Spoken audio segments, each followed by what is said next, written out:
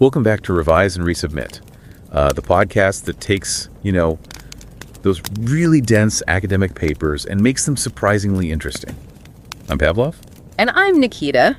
So you know that feeling. You're deep into a project, maybe working in a shared document, or you're using something like Copilot, one of those large language models, and you ask it for input. And it gives you something back, maybe a summary or just this brilliant suggestion, and it feels so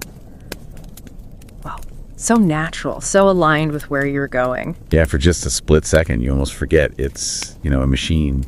It feels like this seamless digital teammate. Exactly, that brief wave of collaborative comfort. But then it inevitably breaks, doesn't it? Maybe the response is just a bit too perfect or maybe too neutral, too optimized. And suddenly you remember, right, algorithm. Yeah, and that little moment, that cognitive friction, sudden drop in comfort, maybe even trust, when you're reminded it's mechanical. Yeah.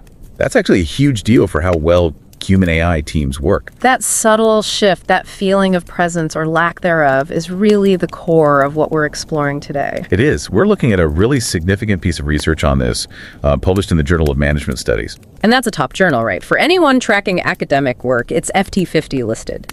So the research behind this is solid, very rigorous. Absolutely. And it took a whole team to tackle this. You had Dominic Seaman from LUT University, Adona Elshan from Vrije Universiteit Amsterdam, Truparna de Vriend at the University of South Florida, Philip Ebel from the University of St. Gallen, and Gert-Jan de Vriend from Stevens Institute of Technology. A real collaborative effort across institutions. Now, if you're maybe newer to academic research or perhaps just starting your own journey, we really, really encourage you to read the full article. It's titled Beyond Anthropomorphism, Social Presence in Human-AI Collaboration Processes. We've put the link right there in the show notes. It's just a thoughtfully put together paper, and seeing the full methodology is, frankly, quite valuable. Definitely worth your time. But for today, our goal is to sort of unpack the essentials for you. We want to explore their main research question. Which is basically, how does the social presence of an AI teammate connect to how motivated the human team members are to actually contribute? Right. And we'll break down the key bits, the theories they use, the model they built, and the really clever way they tested it all. Simple explanations, no heavy jargon. Okay, so where do we start? The foundation, right? Yeah. The theories. Exactly. They didn't just invent something new. They cleverly combined two pretty well-established theories to look at this human-AI team situation. First up is social presence theory, or SPT. This one's been around for a while. What is it, essentially? It's basically that feeling you get that the person or entity you're communicating with is, real. It captures things like perceived warmth, sociability, human sensitivity. Okay, the humanness of the interaction. Exactly. And we know in purely human teams, when social presence is high, you tend to get more trust, more commitment. People feel more connected. But the challenge with AI is obvious. It usually starts with lower social presence, right? No body language, no tone of voice, even if the text output is good. Precisely. So that's the first lens. The second is the theory of planned behavior, TPB. Okay, TPB, how does that fit in? TPB is more about action. It helps predict someone's intention to actually do something, like your intention to contribute an idea in that brainstorming session. So what influences that intention according to TPB? It usually comes down to three things: your own attitude towards the behavior, what you think the group norm is like, what others expect, and how much control you feel you have over doing it. I see. So SPT is about the feeling the AI gives off, and TPB is about the human's motivation to act within the team. You got it. And the researchers basically asked, how does that feeling, social presence, influence the action? Motivation to contribute. Is it a direct link? Or is there something in between? Exactly. They proposed a model with what we call mediators. These are the critical steps, the pillars supporting the bridge, so to speak. Mediators. Okay, so remind us what that means in this context. It means that variable A doesn't directly cause variable C. Instead, A causes B, and then B causes C. That middle step, B, is essential. It mediates the relationship. Got it. So they thought that AI's social presence doesn't just directly make people contribute more or less? Right. They argued it works through two really important human team factors. First, your willingness to depend on others in the team. Okay, so that's about trust. psychological safety. Pretty much, yeah. And second, your team-oriented commitment. That's like your emotional attachment to the team and its goals. Yeah, interesting. So the AI's presence has to influence my willingness to rely on the team. And that builds my commitment, which then drives my motivation. That's the core idea. Which leads us to their specific predictions, their hypotheses. H1 was the straightforward one. People will perceive lower social presence from an AI teammate compared to a human one. No big surprises there, probably. Right. But the interesting part is the chain. H3, H4, and H5. This is the indirect pathway they propose. So walk us through that chain. Okay, H3 predicted that higher social presence, even from the AI, would make you more willing to depend on your teammates. Makes sense. If it feels more present, maybe the team feels safer, more reliable. Then H4 proposed that this willingness to depend fosters stronger team-oriented commitment. You feel safer relying on them, so you get more invested in the team's success. Okay. And finally, H5 suggested that this team-oriented commitment is what really drives your motivation to contribute. Your attachment makes you want to put in the effort. And the big one, H6, what was that? H6 was the kicker. It predicted that this indirect path through willingness to depend and commitment is so important that it fully mediates the relationship. In other words, the direct link from social presence to motivation might actually disappear once you account for these human factors. Wow, okay. So the human dynamics are basically the necessary channel for the AI's social presence to have an effect on motivation. That was a theory. And to test this, they needed a really clever setup. Right, the methodology. How did they actually measure all this? They built this custom web platform called Collaboration Space. It simulated a live, text-based brainstorming session with a team of 5. 5 members. But the participant was only one of them. Exactly. You, the participant, were real. The other 4 teammates, named Taylor, Kim, Alex, and Sam, plus the AI called Genbo in some conditions, were actually simulations. Simulations. So not a real generative AI responding on the fly. No, and this was crucial for control. They used pre-written scripts based on actual human brainstorming sessions. This meant every single participant got the exact same quality and type of messages from their teammates. Ah, so it removed the randomness of a live AI. Right. Smart. Ensures the only difference is whether they think one teammate is human or AI. Precisely. It avoids confounding variables. The task itself was pretty engaging too.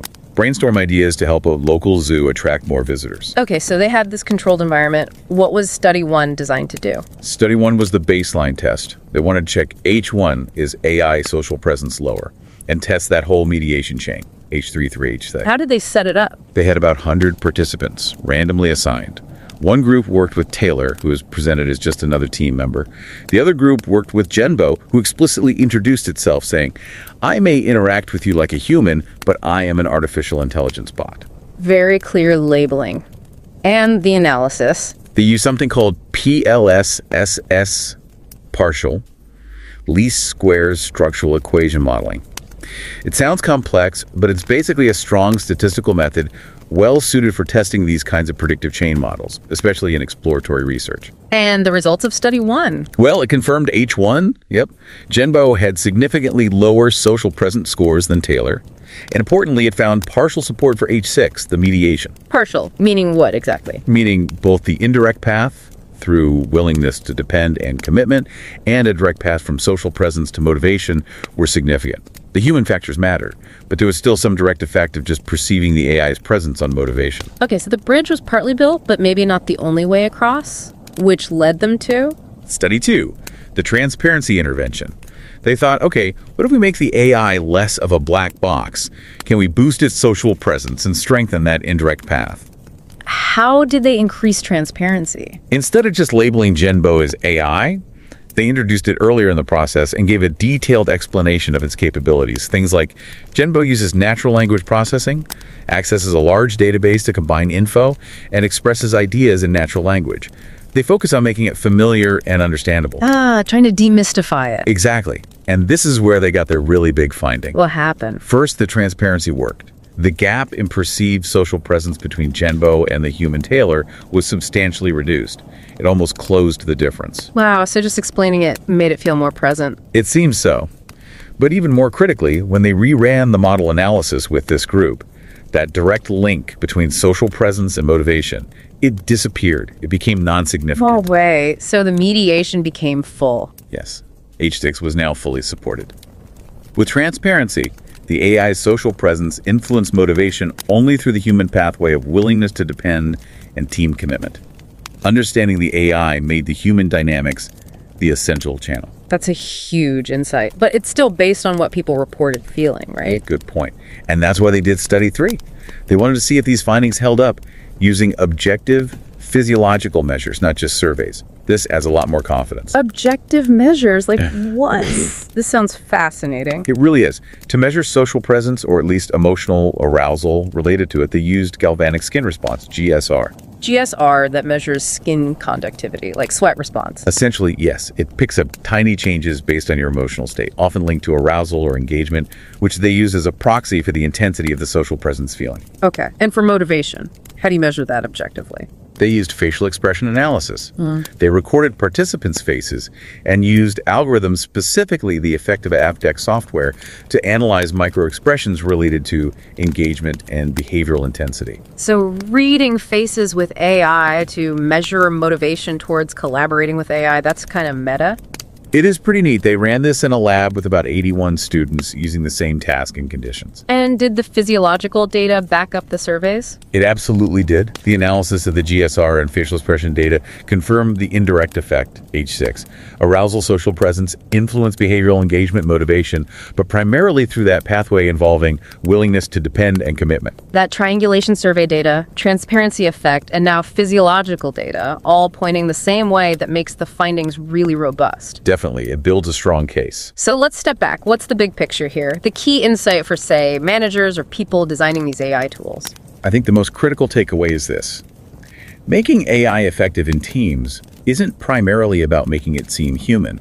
That whole effort towards anthropomorphism, it might not be the most important factor for collaboration outcomes. So it's less about tricking us. It seems so. What this research powerfully suggests is that transparency is key.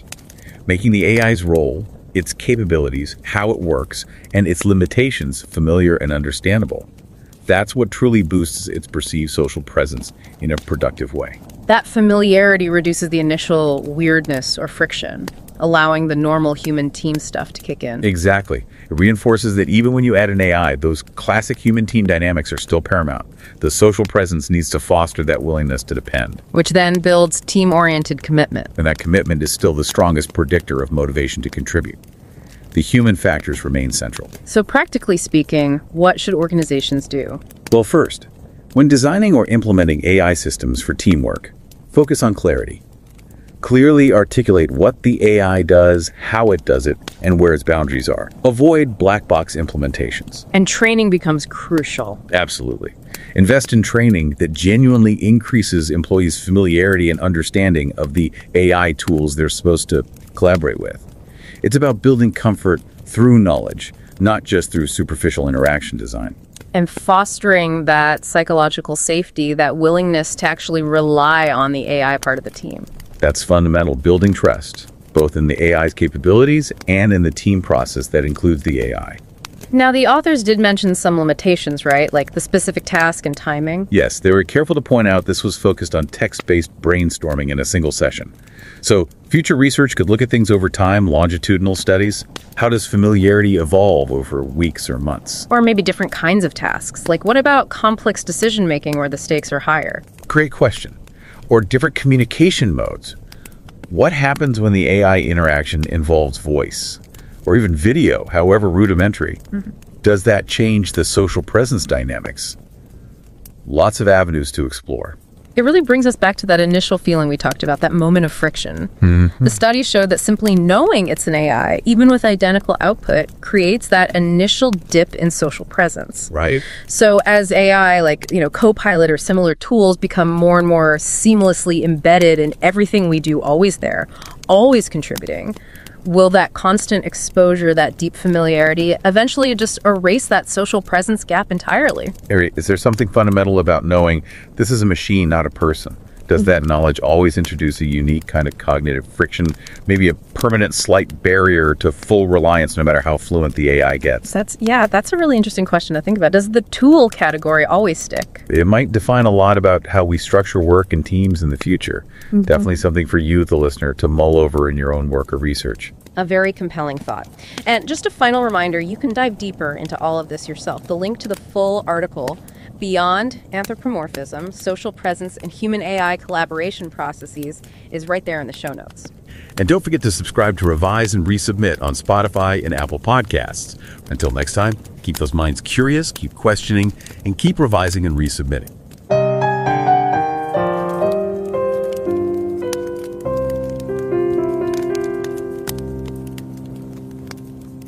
Revise and রিসাবমিটে স্বাগতম।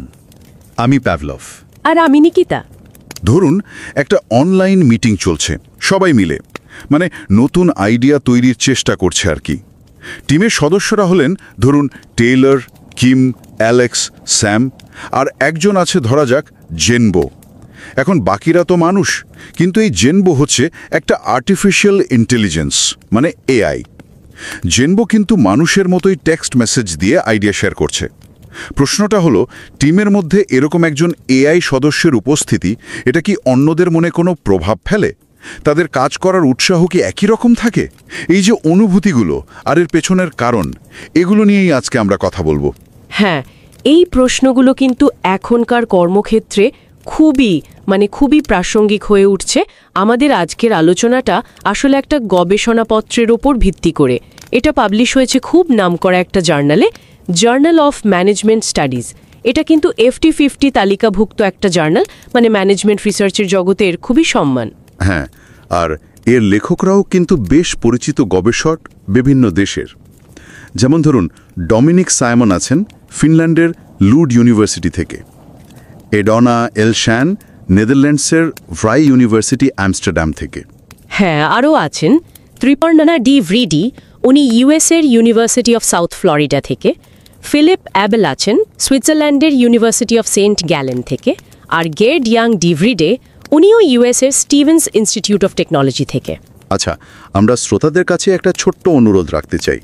এই চ্যানেলটা subscribe করুন বা না করুন সেটা আপনাদের ইচ্ছে, কিন্তু এই আর্টিকেলটা যেটা খুব যত্ন করে লেখা আর কঠোরভাবে পিয়ার রিভিউ করা, এটা পড়ার জন্য একটু সময় বের করলে খুব ভালো হয়।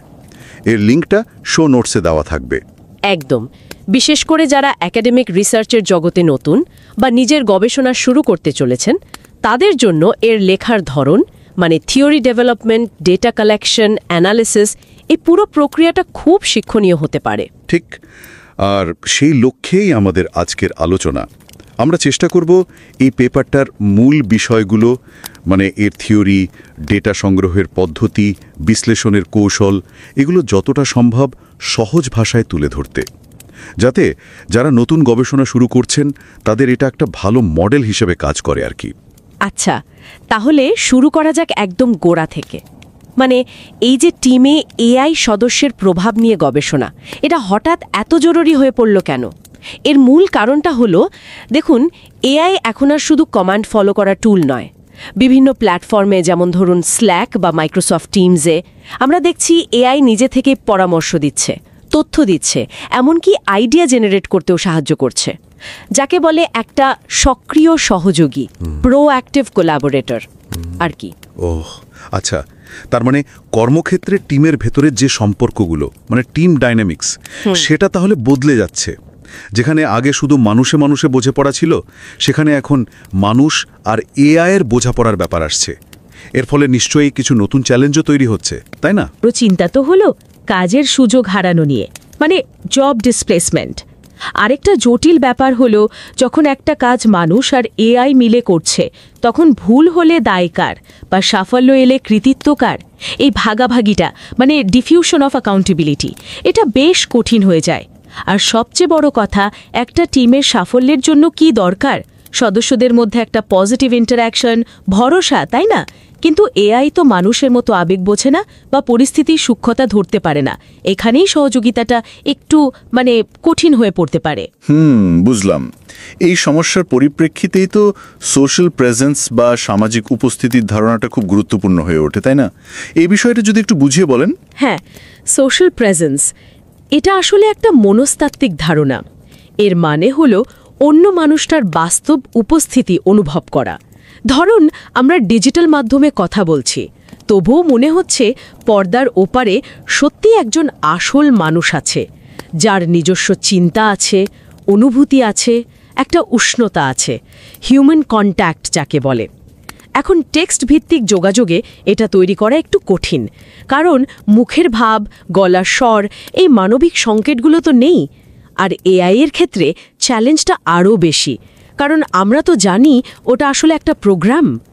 তাহলে গবেষকদের মূল প্রশ্নটা কি এটাই ছিল যে একটা মানব এআই টিমে ওই এআই সদস্যের যে অনুভূত সোশ্যাল প্রেজেন্স, সেটা অন্য মানব সদস্যের কাজ করার ইচ্ছা বা প্রেরণাকে, মানে মোটিভেশন টু কন্ট্রিবিউট, কিভাবে প্রভাবিত করে? সোশ্যাল প্রেজেন্স কম হলে কি মোটিভেশনও কমে যায়? একদম ঠিক ধরেছেন।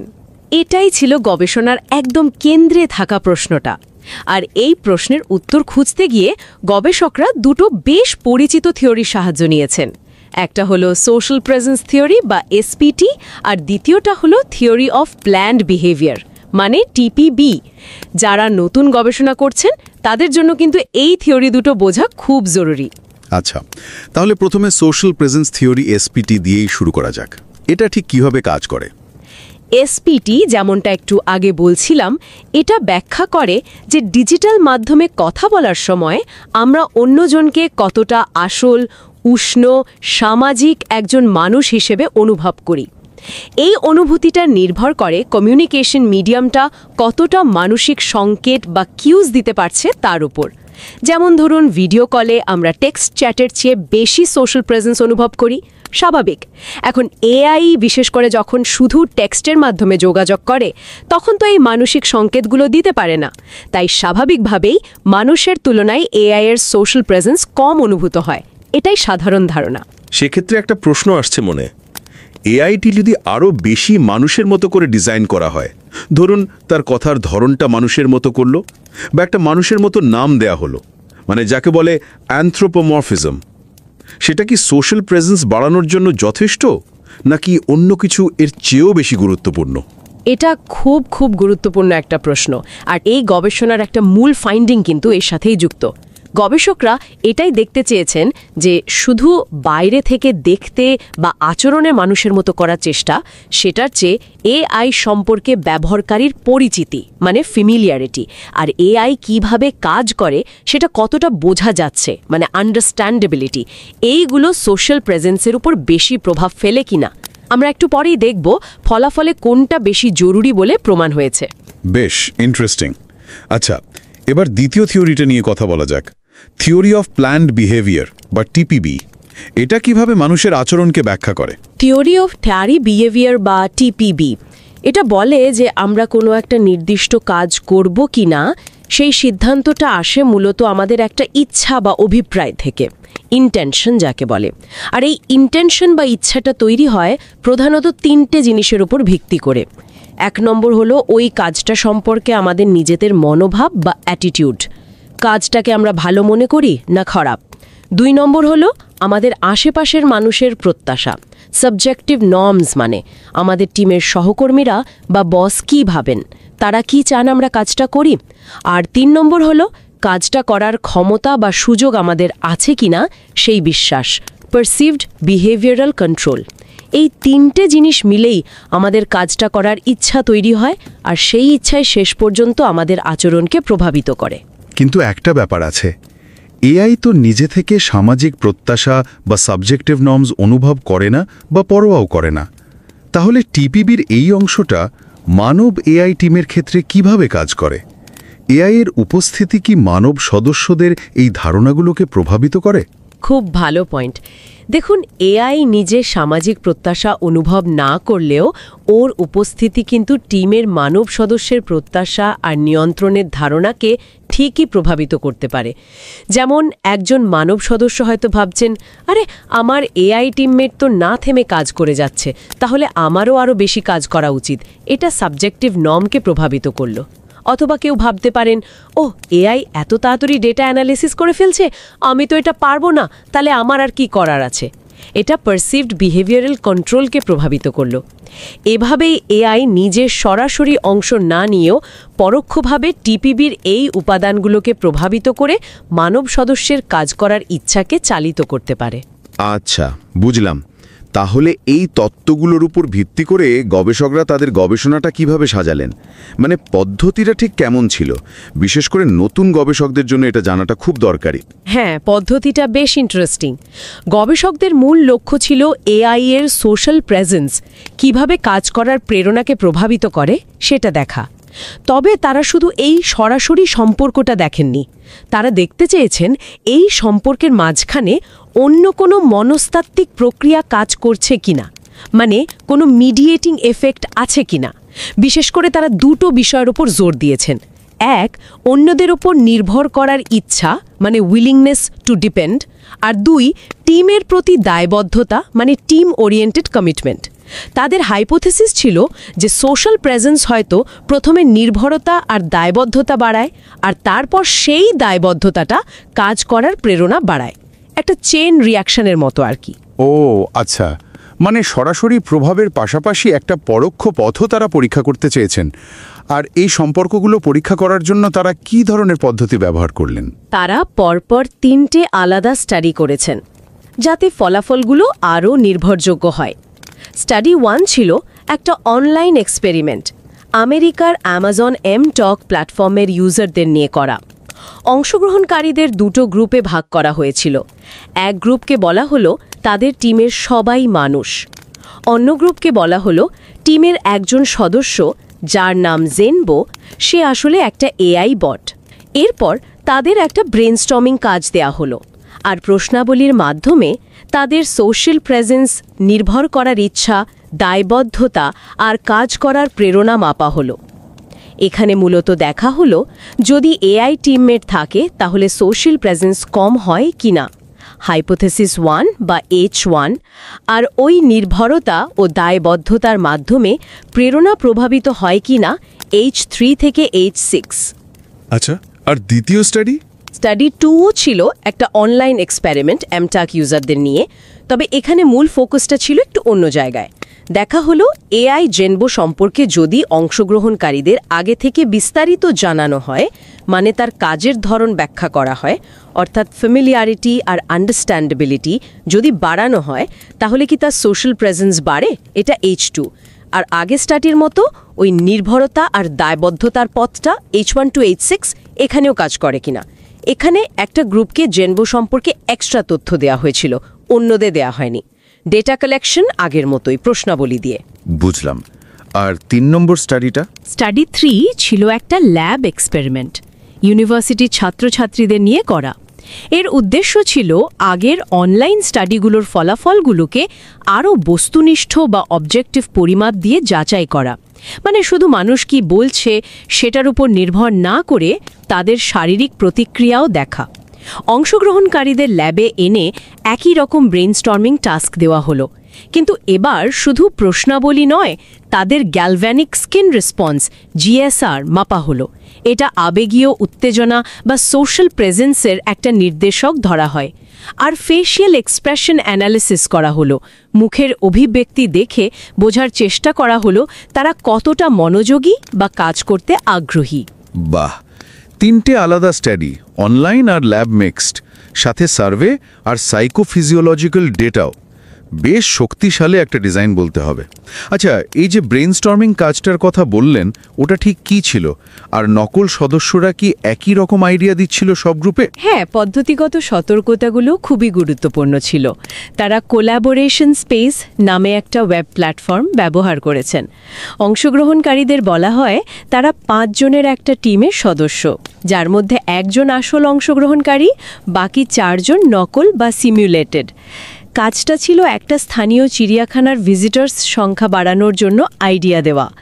নকল সদস্যদের নামগুলো টেলর, কিম, অ্যালেক্স, স্যাম এমনভাবে রাখা হয়েছিল যাতে ছেলে না মেয়ে বোঝা না যায়, জেন্ডার নিউট্রাল আর কি। আর খুব জরুরি বিষয় হলো নকল সদস্যরা যে আইডিয়াগুলো দিচ্ছিল সেগুলো আগে থেকেই ঠিক করা ছিল এবং সব অংশগ্রহণকারীর জন্য একই ছিল, মানে আইডিয়াগুলো স্ক্রিপ্টেড ছিল। যেমন স্টাডি 1-এ কন্ট্রোল গ্রুপে টেলর ছিল মানুষ হিসেবে পরিচিত, আর এক্সপেরিমেন্টাল গ্রুপে জেনবো ছিল এআই হিসেবে পরিচিত, কিন্তু তারা দুজনেই একদম একই আইডিয়া একই সময় সময়ে দিচ্ছিল। তার মানে ফলাফলের যে পার্থক্য দেখা গেছে সেটা আইডিয়ার কোয়ালিটির জন্য নয়, বরং টিমমেটকে মানুষ ভাবা হচ্ছে নাকি এআই ভাবা হচ্ছে সেই ধারণার জন্য হয়েছে। এটা খুব ভালো একটা কন্ট্রোল। বেশ, তাহলে এবার সবচেয়ে জরুরি জায়গায় আসা যাক, ফলাফল। এই 3টে স্টাডি থেকে মূল কি ফাইন্ডিংস উঠে এলো? হ্যাঁ, বেশ কয়েকটা খুব ইন্টারেস্টিং আর সামঞ্জস্যপূর্ণ ফলাফল পাওয়া গেছে। প্রথমত, যেটা হয়তো অনেকেই আন্দাজ করবেন, এআই টিমমেটের সোশ্যাল প্রেজেন্স মানব টিমমেটের চেয়ে কম অনুভূত হয় H1 সাপোর্টেড। স্টাডি 1 আর স্টাডি 2 দুটোতেই এটা পরিষ্কার দেখা গেছে। অংশগ্রহণকারীরা এআই সদস্য জেনবোর উপস্থিতিকে টেলার নামের মানব সদস্যের চেয়ে কম বাস্তব, কম উষ্ণ, কম সামাজিক বলে মনে করেছেন। এটা প্রত্যাশিতই ছিল কিছুটা। আর দ্বিতীয় ফাইন্ডিং? দ্বিতীয়টা বেশ চমকপ্রদ। এআই সম্পর্কে পরিচিতি ও বোধগম্যতা তার সোশ্যাল প্রেজেন্স বাড়াতে পারে। H2 supported. স্টাডি 2তে যখন একদল অংশগ্রহণকারীকে জেনবো কিভাবে কাজ করে, ওর ক্ষমতা কি, এইগুলো বিস্তারিত জানানো হলো, তখন দেখা গেল তাদের কাছে জেনবোর সোশ্যাল প্রেজেন্সের অনুভূতি আগের গ্রুপের চেয়ে বেশ খানিকটা বেড়ে গেছে। এমনকি এই ইনফর্মড গ্রুপের কাছে মানুষ টেলার আর এআই জেনবোর সোশ্যাল প্রেজেন্সের মধ্যে যে পার্থক্য, সেটা প্রায় ছিলই না। স্ট্যাটিস্টিক্যালি সিগনিফিক্যান্ট কোনো পার্থক্য পাওয়া যায়নি।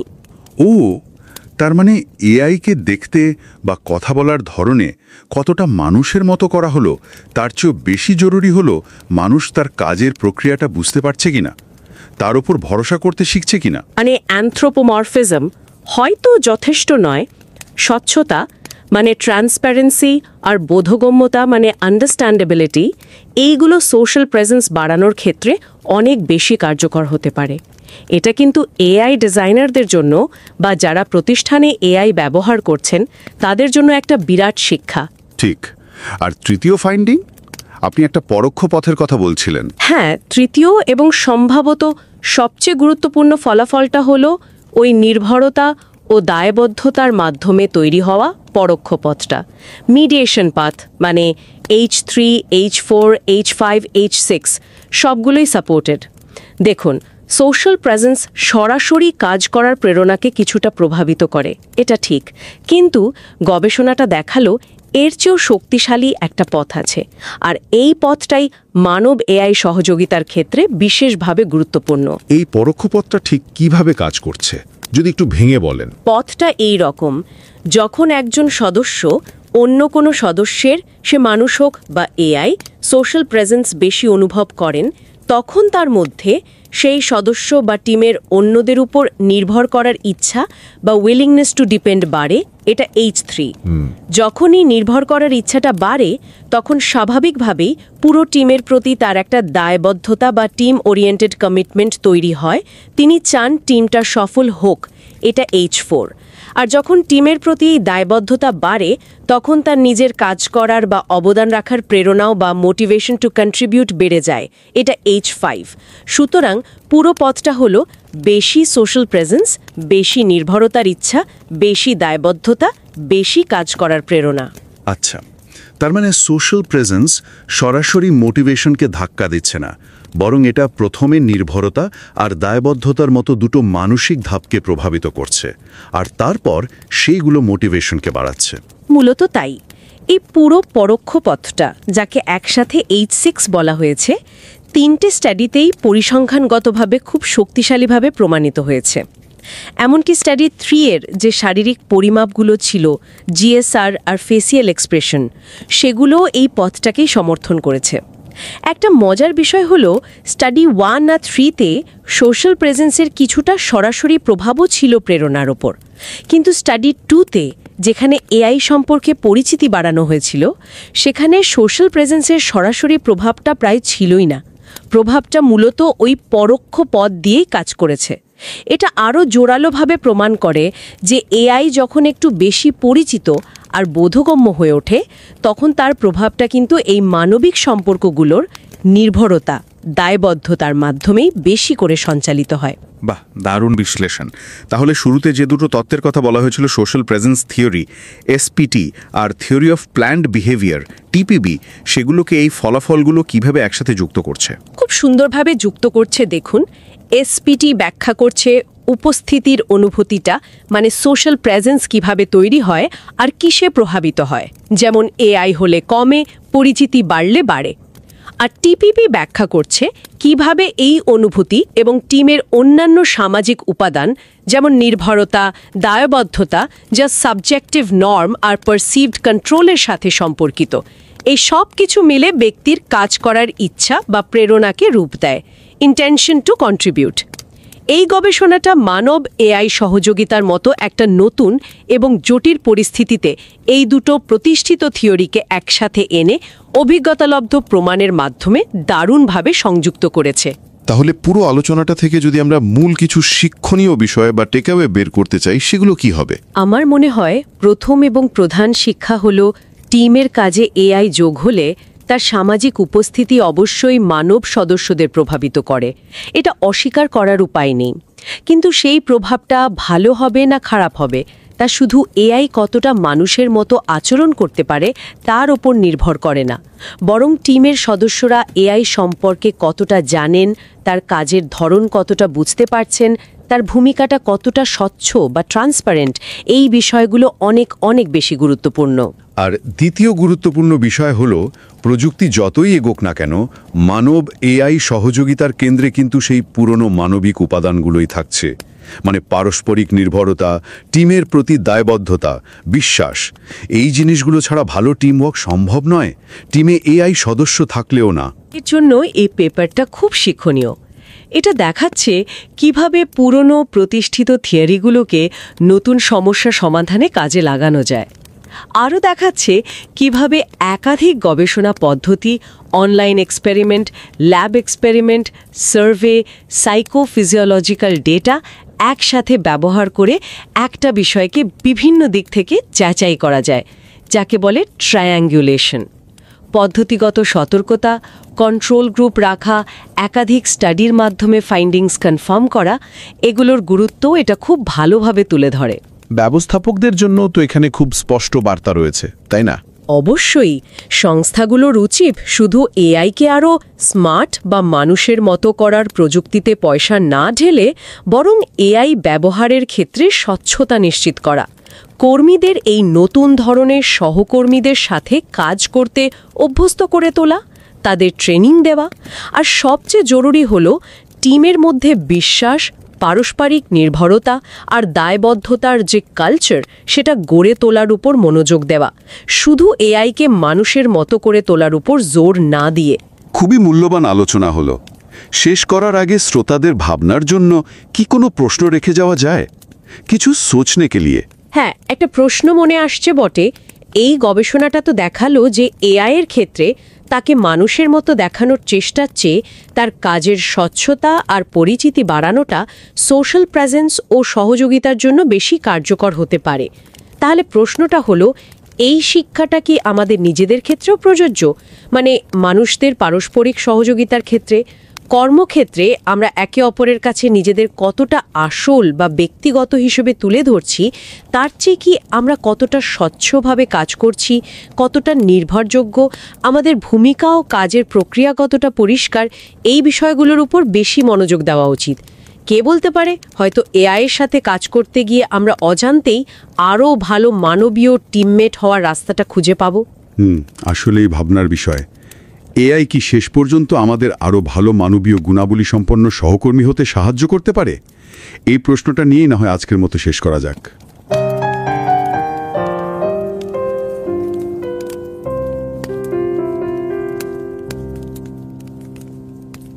नमस्कार। रिवाइज एंड रीसबमिट में आपका स्वागत है। मैं हूं पावलोव और मैं हूं निकिता।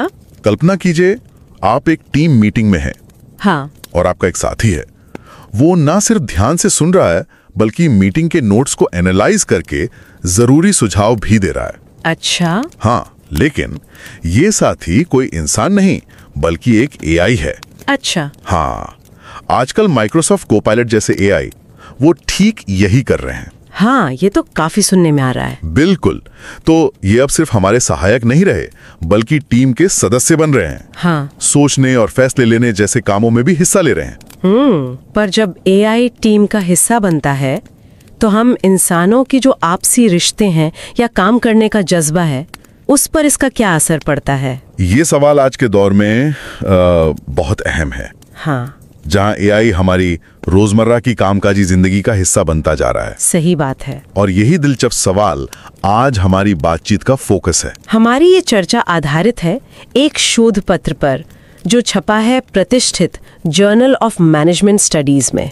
ओह अच्छा, ये तो बहुत जाना माना जर्नल है। हाँ बिल्कुल, ये प्रबंधन शोध के क्षेत्र में बहुत इज्जतदार है और फाइनेंशियल टाइम्स की जो टॉप 50 जर्नल्स की लिस्ट है, FT 50 लिस्ट, उसमें शामिल है। क्या बात है।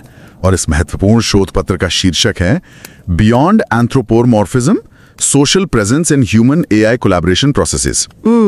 इसके लेखक हैं डोमिनिक सीमोन, ये LUT यूनिवर्सिटी से हैं, Idona Elshan, Vrije university Amsterdam से, Triparna de Vreede university of South Florida से, हाँ, Philipp Ebel university of St Gallen से और Gert Jan de Vreede Stevens institute of technology से।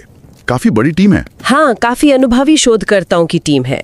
और देखिए, आज हम इस शोध पत्र का एक सरल सा सारांश पेश कर रहे हैं। ये खास तौर पर उन लोगों के लिए है जो अकादमिक शोध की दुनिया में शायद नए हैं या अपनी रिसर्च यात्रा अभी शुरू ही कर रहे हैं। बिल्कुल। तो हम कोशिश करेंगे कि इस पेपर के जो मुख्य बातें हैं, इसके पीछे के सिद्धांत मतलब थ्योरी, जो आंकड़े इस्तेमाल हुए यानी डेटा, और शोध का तरीका मेथोडोलॉजी, इन सबको आसान भाषा में समझें। हाँ, और हम ये जरूर कहना चाहेंगे कि कोई इस चैनल को सब्सक्राइब करे या ना करें, लेकिन अगर ये विषय आपको जरा भी दिलचस्प लगता है तो प्लीज समय निकाल के इस बहुत गहराई से तैयार किए गए और बारीकी से परखे गए मतलब पीयर व्यूड लेख को जरूर पढ़ें। बिल्कुल। इसका लिंक आपको शो नोट्स में मिल जाएगा। चलिए अब इस शोध की दुनिया में थोड़ा और अंदर चलते हैं। तो सबसे पहले ये समझना जरूरी है कि ये शोध किस समस्या को देख रहा है। जैसा आपने शुरू में कहा भी, एआई अब केवल एक औजार नहीं रह गया है। स्लैक और माइक्रोसॉफ्ट टीम्स जैसे प्लेटफॉर्म्स पर चैट जीपीटी या क्लॉड जैसे एआई, वो अब सक्रिय सहयोगी मतलब प्रोएक्टिव कोलैबोरेटर्स की भूमिका निभा रहे हैं। सही। और ये टीम के काम करने के तरीकों को बदल रहे हैं, खासकर जब हम टेक्स्ट के जरिए मतलब लिखकर साथ में काम करते हैं। हाँ, और ये सिर्फ जानकारी देने तक सीमित नहीं है, है ना? एआई अब वो काम भी कर रहे हैं जो पहले हम सोचते थे सिर्फ इंसान ही कर सकते हैं, जैसे रचनात्मकता, क्रिएटिविटी या तर्क करना, रीजनिंग। बिल्कुल। और यहीं पे चुनौती सामने आती है। जब टीम में एक एआई सदस्य हो तो बाकी जो इंसानी सदस्य हैं उन्हें कैसा महसूस होता है, उनकी सामाजिक उपस्थिति यानी सोशल प्रेजेंस पर क्या असर पड़ता है। सोशल प्रेजेंस, ये सुनने में थोड़ा टेक्निकल लगता है। इसका मतलब क्या है आसान शब्दों में? हाँ, सुनने में अकादमिक है पर इसका मतलब बहुत सरल है। ये बस ये महसूस करने की बात है कि डिजिटल दुनिया में जैसे अभी हम बात कर रहे हैं, तो जिससे हम इंटरैक्ट कर रहे हैं वो एक वास्तविक व्यक्ति है या नहीं। अच्छा, ओके। जब हम आमने सामने होते हैं तो चेहरे के हाव भाव, आवाज का उतार चढ़ाव, बॉडी लैंग्वेज, ये सब सोशल प्रेजेंस बढ़ाते हैं। एआई में इन चीजों की कमी होती है, तो हमें अक्सर लगता है कि एआई की सोशल प्रेजेंस इंसानों से कम है। तो रिसर्चर्स का मुख्य सवाल यही बन गया कि जब टीम में एआई हो तो उसकी ये जो कम या ज्यादा सोशल प्रेजेंस है, हाँ, उसका बाकी सदस्यों के काम में योगदान देने के जज्बे पर मतलब मोटिवेशन पर कैसे असर डालती है। ये समझना तो बहुत जरूरी है, क्योंकि टीम का जोश ही तो प्रोजेक्ट की सफलता तय करता है। बिल्कुल सही कहा। और इसी सवाल का जवाब ढूंढने के लिए शोधकर्ताओं ने 2 मुख्य सिद्धांतों का सहारा लिया। अच्छा, कौन से सिद्धांत? पहला है सोशल प्रेजेंस थ्योरी, SPT। जैसा हमने अभी बात की, ये थ्योरी समझाती है कि डिजिटल माध्यमों पर हम किसी की वास्तविकता या मौजूदगी को कैसे महसूस करते हैं। आमतौर पर माना जाता है कि जितनी ज्यादा सोशल प्रेजेंस महसूस होगी उतनी ही बेहतर बातचीत होगी, जुड़ाव होगा, प्रेरणा होगी। लेकिन सवाल ये है कि ये एआई के साथ कैसे काम करता है जिसमें वो इंसानी संकेत नहीं होते। ये दिलचस्प है। और दूसरा सिद्धांत कौन सा था? दूसरा है थ्योरी ऑफ प्लान्ड बिहेवियर। ये सिद्धांत कहता है कि हमारा कोई भी काम करने का जो इरादा होता है, इंटेंशन, वो 3 मुख्य बातों पर निर्भर करता है। ओके, क्या है वो 3 बातें? पहला, उस काम के प्रति हमारा रवैया क्या है, हमारा एटीट्यूड क्या है। दूसरा, हमें क्या लगता है कि दूसरे लोग जैसे हमारी टीम हमसे क्या उम्मीद रखते हैं। इसे कहते हैं सब्जेक्टिव नॉर्म्स। और तीसरा, हमें कितना भरोसा है कि हम वो काम कर भी सकते हैं या नहीं, मतलब वो हमारे नियंत्रण में कितना है, परसीव्ड बिहेवियरल कंट्रोल। अच्छा, तो इन दोनों थ्योरीज को मिलाकर शोधकर्ता ये समझने की कोशिश कर रहे थे कि एआई की ये जो वास्तविकता वाली फीलिंग है, हाँ, वो टीम के सदस्यों के मोटिवेशन को कैसे प्रभावित करती है। और शायद ये असर सीधा न होकर टीम के अंदर के दूसरे एहसासों के जरिए होता हो, जैसे भरोसा या टीम भावना। आपने बिल्कुल सही पकड़ा, यही शोधकर्ताओं का मुख्य तर्क था। और इसी आधार पर उन्होंने कुछ अनुमान लगाए, कुछ उम्मीदें रखी, जिन्हें हाइपोथेसिस कहते हैं और जिन्हें वे अपने शोध से जांचना चाहते थे। तो इनकी पहली और सबसे सीधी अपेक्षा क्या रही होगी? क्या यही कि एआई बस इंसानों से कम रियल महसूस होता है? हाँ, उनकी पहली परिकल्पना H1 बिल्कुल यही थी कि लोगों को एआई टीम सदस्य की तुलना में मानव टीम सदस्य की सोशल प्रेजेंस कम महसूस होगी। ये काफी स्वाभाविक भी लगता है ना, क्योंकि एआई आखिर है तो एक मशीन। हाँ, ये तो समझ आता है। लेकिन क्या एआई को समझने या उसके बारे में जानने से इस भावना पर कोई फर्क पड़ सकता है? मतलब अगर हम एआई को बेहतर समझें। यही उनकी दूसरी परिकल्पना H2 का आधार था, और ये ज्यादा दिलचस्प है। उन्होंने सोचा कि जिस एआई के बारे में लोग ज्यादा जानते होंगे, मतलब फेमिलियर होंगे, और जिसे बेहतर ढंग से समझते होंगे, अंडरस्टैंडेबल होंगे, शायद उसकी सोशल प्रेजेंस उन्हें ज्यादा महसूस हो। यानी अगर हमें पता हो कि एआई कैसे काम कर रहा है, उसकी क्या सीमाएं हैं, क्या क्षमताएं हैं, तो शायद वो हमें ज्यादा वास्तविक लगे, या कम से कम ज्यादा भरोसेमंद तो लगे। हाँ, ये बात सोचने वाली है। मतलब एआई को सिर्फ इंसानी नाम देना या चेहरा देना, जिसे एंथ्रोपोमॉर्फिज्म कहते हैं, हाँ, शायद उतना जरूरी ना हो जितना ये कि हम उसे समझें। बिल्कुल। शोधकर्ता यही देखना चाहते थे कि क्या एआई को समझना उसे सिर्फ इंसान जैसा दिखाने से ज्यादा महत्वपूर्ण है। और फिर इस वास्तविकता की भावना का टीम पर क्या असर होता है? क्या ये भरोसे और टीम भावना से जुड़ा है? हाँ, उनकी अगली कुछ परिकल्पनाएं H3, H4, H5 इसी कड़ी को जोड़ती हैं। उनका मानना था कि अगर एआई की सोशल प्रेजेंस ज्यादा महसूस होती है, ये H3, तो लोगों की टीम के सदस्यों पर, जिसमें एआई भी शामिल है, निर्भर रहने की इच्छा, मतलब विलिंगनेस टू डिपेंड, बढ़ती है। अच्छा, मतलब एक तरह का भरोसा बढ़ता है। बिल्कुल, भरोसा। और जब भरोसा बढ़ता है तो टीम के प्रति जुड़ाव या प्रतिबद्धता, टीम ओरिएंटेड कमिटमेंट, वो भी बढ़नी चाहिए। सही बात है। और जब टीम के लिए कमिटमेंट बढ़ता है तो स्वाभाविक रूप से टीम के लिए योगदान करने की प्रेरणा, मोटिवेशन टू कंट्रीब्यूट, वो भी बढ़ जाती है। तो ये एक पूरी चेन बन जाती है। सोशल प्रेजेंस, उससे भरोसा, उससे टीम भावना और उससे प्रेरणा। ये चेन तो काफी लॉजिकल लगती है। सोशल प्रेजेंस, भरोसा, टीम भावना, प्रेरणा। लेकिन क्या सोशल प्रेजेंस का प्रेरणा पर असर सिर्फ इसी चेन के जरिए होता है, या कोई सीधा असर भी है? यही उनकी आखिरी और शायद सबसे महत्वपूर्ण परिकल्पना थी। उनका मानना था कि सोशल प्रेजेंस और प्रेरणा के बीच का जो संबंध है, वो मुख्य रूप से अप्रत्यक्ष है, इनडायरेक्ट है। अप्रत्यक्ष मतलब असर तो होता है, लेकिन वो ज्यादातर निर्भर रहने की इच्छा, भरोसा और टीम प्रतिबद्धता, टीम भावना के जरिए होता है। इसे तकनीकी भाषा में मीडिएशन कहते हैं। अच्छा, मीडिएशन, जैसे ए का असर सी पर हो रहा है, लेकिन बी के रास्ते से। ABC। बिल्कुल सही। ए सोशल प्रेजेंस का असर सी प्रेरणा पर, मुख्य रूप से बी भरोसा प्रतिबद्धता के माध्यम से होता है। ये बीच के जो मानवीय कारक हैं, वो बहुत महत्वपूर्ण है। तो ये थी शोधकर्ताओं की सोच, उनकी उम्मीदें। अब सबसे अहम सवाल, उन्होंने इन विचारों को परखा कैसे? उनका तरीका क्या था, मेथोडोलॉजी? ये जानना खासकर उन लोगों के लिए उपयोगी होगा जो खुद रिसर्च करने की सोच रहे हैं। हाँ बिल्कुल। इन विचारों को परखने के लिए उन्होंने 3 अलग-अलग अध्ययन किए, 3 स्टडीज। 3, ओके। हाँ, और तीनों में एक कॉमन सेटअप इस्तेमाल किया गया। उन्होंने कोलैबोरेशन स्पेस नाम का एक वेब आधारित प्लेटफॉर्म बनाया। ये प्लेटफॉर्म एक तरह से नकल करता था, सिम्युलेट करता था कि 5 सदस्यों की एक टीम है, जिसमें एक असली प्रतिभागी था और 4 नकली, मतलब कंप्यूटर नियंत्रित सदस्य थे। अच्छा, फेक टीममेट्स। हाँ, कह सकते हैं। और ये टीम ऑनलाइन टेक्स्ट के जरिए किसी विषय पर मिलकर सोच विचार कर रही थी, ब्रेनस्टॉर्मिंग। और उन्हें काम क्या दिया गया था? किस टॉपिक पे ब्रेनस्टॉर्मिंग?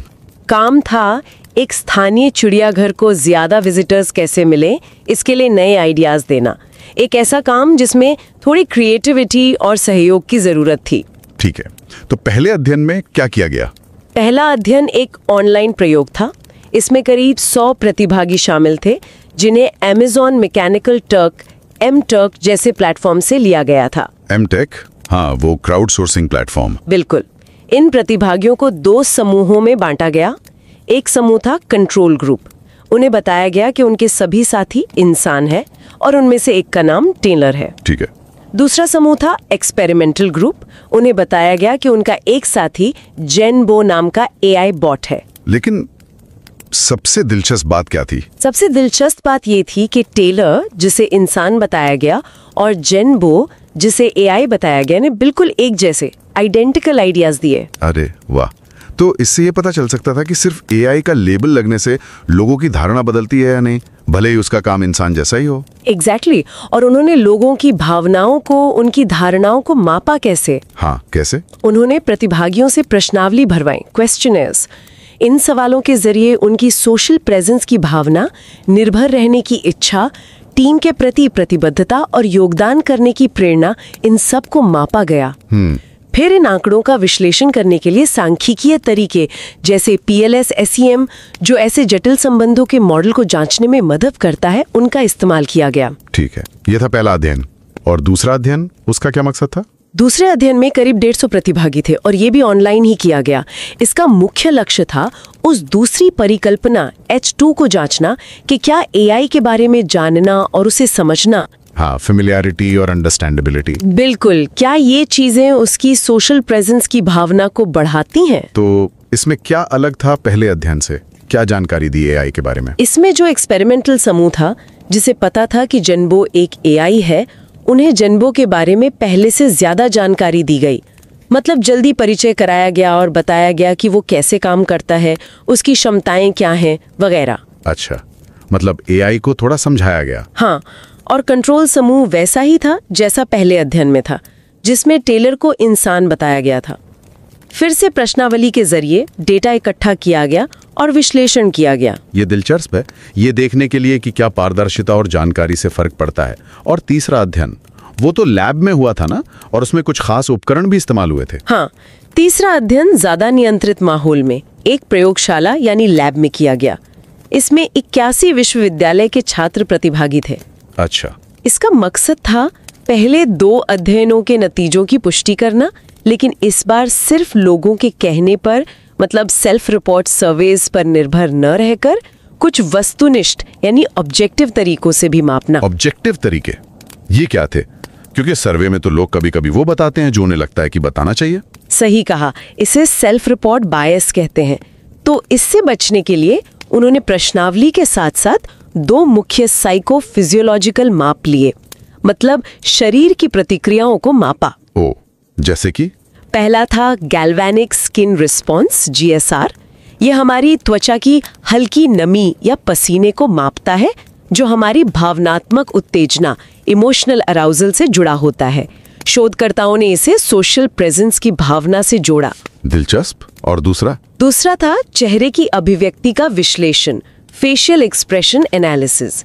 इसके लिए एक सॉफ्टवेयर एफेक्टिवा FDEX का इस्तेमाल किया गया, जो चेहरे के बहुत हल्के सूक्ष्म भावों को पढ़कर व्यक्ति के जुड़ाव, एंगेजमेंट का अंदाजा लगाता है। इसे उन्होंने प्रेरणा यानी मोटिवेशन से जोड़ा। वाह, मतलब उन्होंने ना सिर्फ पूछा कि लोग कैसा महसूस कर रहे हैं, बल्कि उनके शरीर की अनकही प्रतिक्रियाओं को भी मापा। GSR और फेशियल एक्सप्रेशंस, ये तो वाकई काफी मजबूत तरीका लगता है रिसर्च को पुख्ता करने का। हाँ, ये मेथोडोलॉजी को काफी स्ट्रांग बनाता है। तो इतने सबके बाद 3 स्टडीज, ऑनलाइन, लैब में सर्वे, शारीरिक माप, नतीजे क्या निकले? क्या शोधकर्ताओं की उम्मीदें, वो हाइपोथेसिस सही साबित हुई? हाँ, ज्यादातर उम्मीदें सही साबित हुई और नतीजे काफी कंसिस्टेंट थे। अच्छा। सबसे पहले पहली परिकल्पना H1 कि AI की सोशल प्रेजेंस इंसान से कम महसूस होगी। हाँ। उसकी पुष्टि तीनों अध्ययनों में हुई। लोगों ने लगातार मानव टीम सदस्य टेलर की तुलना में एआई टीम सदस्य जेनबो की सोशल प्रेजेंस कम महसूस की। मतलब एआई को एआई बताने भर से ही उसकी वास्तविकता की भावना कम हो जाती है। ये तो एक्सपेक्टेड था। हाँ, ये तो लगता ही था।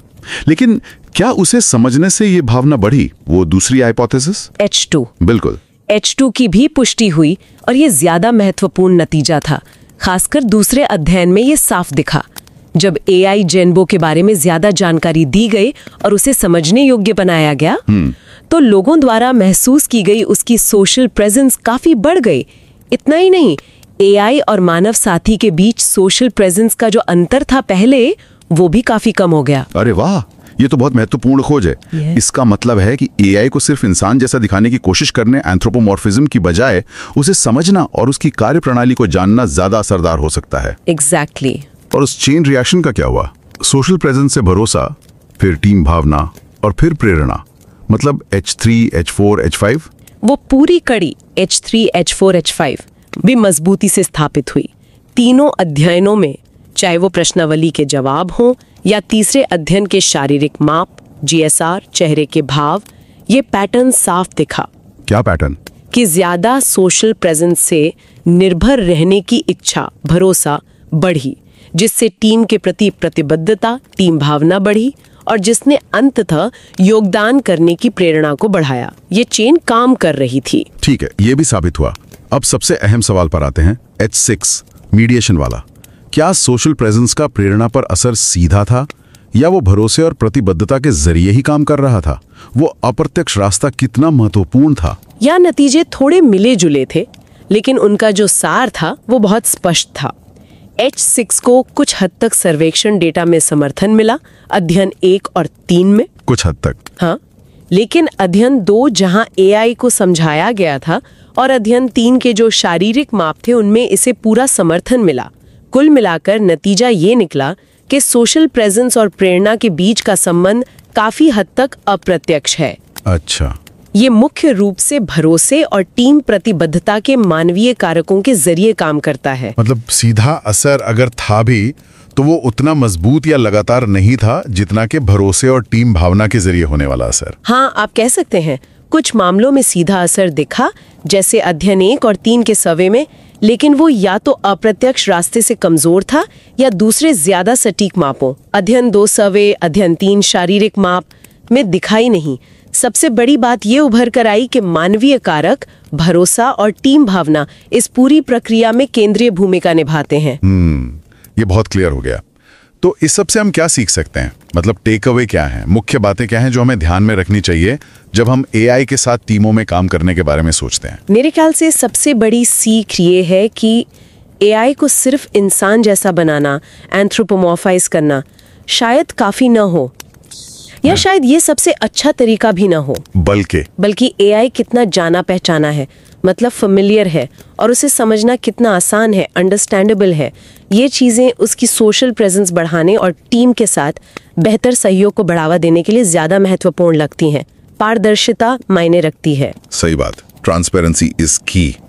और दूसरी बात यह कि एआई की ये जो सामाजिक उपस्थिति है वो टीम की प्रेरणा के लिए मायने तो रखती है। हाँ। लेकिन ये कोई जादू की तरह सीधा काम नहीं करती।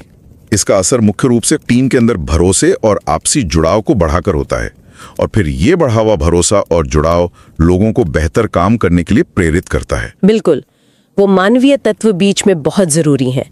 और हाँ, एक और बात, तीसरे अध्ययन के जो शारीरिक माप थे, GSR और चेहरे के भाव, हाँ, उन्होंने भी आमतौर पर सर्वे के नतीजों की ही पुष्टि की। इससे इन निष्कर्षों पर हमारा भरोसा और बढ़ जाता है कि ये सिर्फ लोगों के कहने की बात नहीं है, वाकई ऐसा हो रहा है। बिल्कुल। तो कुल मिलाकर ये शोध हमें एआई के साथ काम करने के मानवीय पहलू को समझने में बहुत मदद करता है। ये दिखाता है कि टेक्नोलॉजी के साथ साथ मनोविज्ञान और टीम डायनामिक्स कितने जरूरी हैं। सही कहा।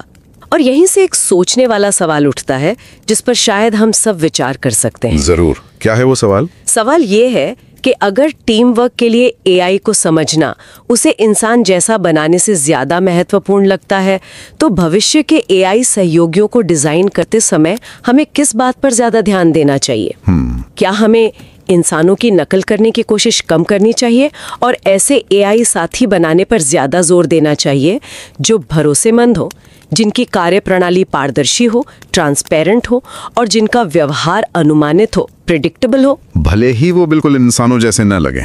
हाँ, भले ही वो स्पष्ट रूप से गैर मानवीय महसूस हो। क्या एक स्पष्ट समझने योग्य मशीन एक इंसान की अधूरी नकल करने वाले एआई से बेहतर सहयोगी साबित हो सकता है? ये वाकई एक बहुत गहरा सवाल है और इस शोध के नतीजों को देखें तो लगता है कि शायद जवाब हाँ में हो। शायद भविष्य का प्रभावी एआई सहयोग इंसानी नकल पर नहीं बल्कि स्पष्टता, भरोसे और आपसी समझ पर आधारित होगा। इस पर सोचने के लिए बहुत कुछ है।